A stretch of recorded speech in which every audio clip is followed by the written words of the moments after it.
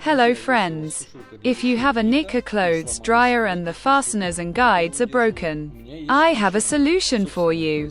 Made by myself on a 3D printer which are stronger than the original ones.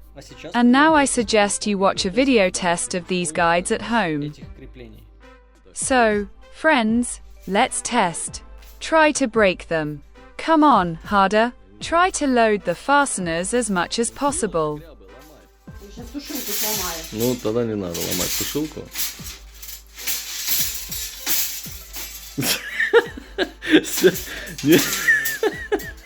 Живот оторвалось. To order a two-piece set, follow the link in the description. Не ломаю.